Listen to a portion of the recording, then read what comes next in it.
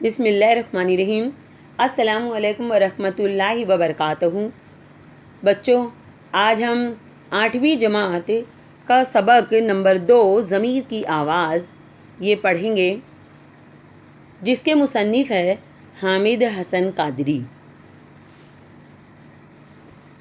बच्चों, ईमान के मज़बूत होने की ये पहचान बताई गई है कि जब कोई शख्स किसी बुराई को देखे तो उसे अपने हाथों से रोके, ये मुमकिन ना हो तो उसे ज़बान से रोके, और ये भी ना हो पाए तो इस काम को दिल से बुरा समझे। बुराई का एहसास इंसान को बुरे कामों से रोकता है। उसे ज़मीर की आवाज़ भी कहा जाता है। जो लोग बुराई के खिलाफ अपने अंदर उभरने वाली इस आवाज़ को दबाकर दुनिया के फ़ायदे हासिल करते हैं, उन्हें ज़मीर फ़रोश कहा जाता है। ज़मीर फ़रोश यानी अपने ज़मीर को बेचने वाले। ज़ेल की कहानी इंसान के अंदर उभरने वाली इसी ज़मीर की आवाज़ पर मबनी है। ज़मीर जाग ही जाता है अगर ज़िंदा हो इकबाल। ज़मीर जाग ही जाता है अगर ज़िंदा हो इकबाल। कभी गुनाह से पहले तो कभी गुनाह के बाद। बच्चों, सबक शुरू करने से पहले हम थोड़ी मुसन्निफ़ की मालूमात हासिल कर लेंगे। हामिद हसन कादरी सन 1887 में पछरवा ज़िला मुरादाबाद यूपी में पैदा हुए। आला तालीम हासिल करने के बाद वो बड़ौदा में फ़ारसी के उस्ताद मुकर्रर हुए। सन 1927 से सन 1945 तक सेंट जॉर्ज कॉलेज आगरा में उन्होंने उर्दू और फ़ारसी के लेक्चर की हैसियत से खिदमत अंजाम दी। सन 1952 में वो मुलाजिमत से सबकदोज़ हुए। तहकीक, तनकीद और तारीख़ निगारी के साथ साथ उन्होंने अफ़साने भी लिखे। दास्तान तारीख़, तारीख़ व तनकीद, अदबियात, उर्दू और सैद व सयाद इनकी मशहूर किताबें हैं। ज़ेल का अफ़साना इनके अफ़सानों के मजमूए सैद व सयाद से लिया गया है। बच्चों, अभी हम सबक की शुरुआत करते हैं।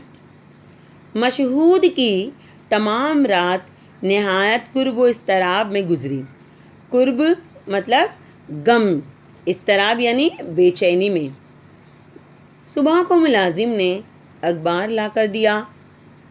मशहूद ने कांपते हुए हाथों से अखबार खोला और खबरों के कॉलम पर नज़र दौड़ाई। यकायक एक हल्की सी चीख इसके मुंह से निकल गई। इस सुर्खी पर इसकी नज़र थी। एक बच्चा मोटर से कुचल गया। वो वाकई की तफसील पढ़ने से डरता था। अखबार को मोड़ तोड़ कर फेंकने ही वाला था कि उसे कुछ ख्याल आ गया। उसने अखबार को सीधा किया। खबर यूं थी, कल 3 बजे सपहर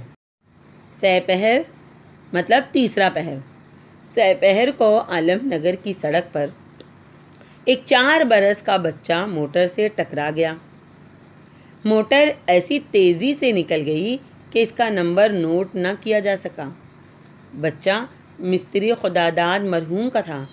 ज़ख्मी बच्चे को इसकी माँ के पास मकान नंबर 75 वाक़ई गंजपुर पहुँचा दिया गया, लेकिन 2 घंटे के बाद उसका इंतकाल हो गया। मशहूद देर तक सर पकड़कर बैठा रहा, फिर खुद ब खुद कहने लगा, तो मैं इसका कातिल हूँ। मुझे इसी अंजाम का अंदेशा था। कल से कितनी मर्तबा इरादा किया कि हादसे की जगह पर पहुंचकर तहकीकात करूं कि मेरी कार से जो बच्चा टकराया था उसका हशर क्या हुआ? हशर क्या हुआ? हशर यानी अंजाम। कौन था और किसका था, लेकिन जाने की हिम्मत ना हुई। आखिर अब मालूम हो गया, लेकिन क्या करूं? क्या इसके घर जाऊं? उसकी माँ से अपने जुर्म का इकबाल करूं? इस बदनसीब की तबाह हालत अपनी आंखों से देखूं? इसकी लानत व मलामत, गुस्सा व नफ़रत का हदफ बनूं? हदफ का मतलब क्या है बच्चों? निशाना बनूं और अपने किए की सज़ा भुगतूं। यही होना चाहिए, लेकिन क्या मुझ में इसकी हिम्मत है? यकायक मशहूद ने ज़ोर से घंटी बजाई। मुलाजिम आया। मशहूद ने कहा, फ़ौरन असबाब बांधो, मैं बम्बई जा रहा हूँ। उसने तय कर लिया कि इस शहर से चले जाना चाहिए। ये भेद किसी को मालूम नहीं, लेकिन ये कांटा दिल में खटकता रहेगा। कहीं दूर चला जाऊं, बम्बई की दिलचस्पियों में ये चुभन महसूस न होगी, ज़मीर की आवाज़ दब जाएगी।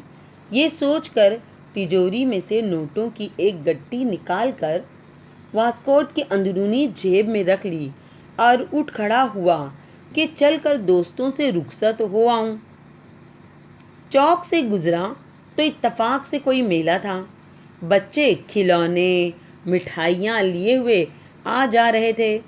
बच्चों को देखकर मशहूद के दिल पर एक चोट लगी और वही कल का बच्चा उसे याद आ गया। खुदा जाने वो बच्चा किस शक्ल का था, गोरा था या काला, खूबसूरत या बदसूरत। मशहूद यूं ही चक्कर लगाता जा रहा था कि यकायक एक जगह ठहर गया। इधर उधर नज़र डालकर दिल ही दिल में कहने लगा, ये तो गंज का मोहल्ला है, यहीं कहीं इसका घर होगा। क्या नंबर था? 75। सामने की गली में लोग बहुत आ जा रहे थे। उसके अजीज़ रिश्तेदार आते जाते होंगे। मैं भी चलूं, ये सोचकर वहाँ से आगे बढ़ गया और तेज़ी से कदम बढ़ाता हुआ चला। अब मशहूद के चेहरे पर सुकून, चाल में इस्तकलाल यानी बच्चों मोतदिल, चाल में मोतदिल चाल थी, यानी ज़्यादा तेज़ भी नहीं, ज़्यादा धीमी भी नहीं, और दिल में हिम्मत थी। मकान नंबर 75 पर पहुंचकर उसने जंजीर हिलाई। एक बूढ़ी औरत दरवाजे पर आई। मशहूद, मिस्त्री खुदादाद मरहूम की बीवी इसी मकान में रहती है। बुढ़िया ने क्या कहा? आइए, आप बैठक में आ जाइए, मैं बुलाती हूँ। वो बच्चे के पास बैठी हैं। बैठक में जनाने मकान का दरवाज़ा था।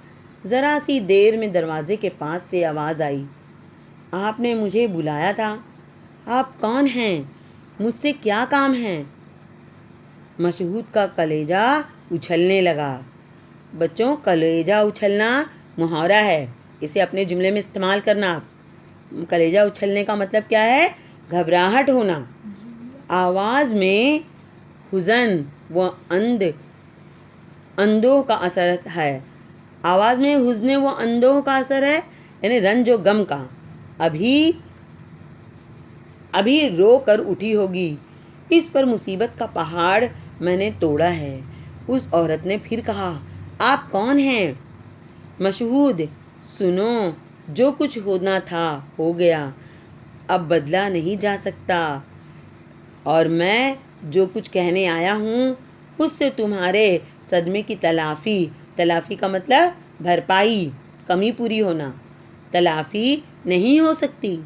तुम्हारी ज़िंदगी इस बच्चे के दम से थी, वो ना रहा तो अब तुम्हारे लिए दुनिया में क्या रहा।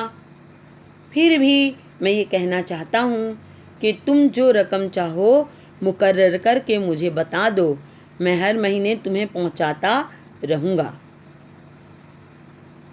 औरत ने क्या कहा? बेटा, मैं नहीं समझी, आप क्या कह रहे हैं?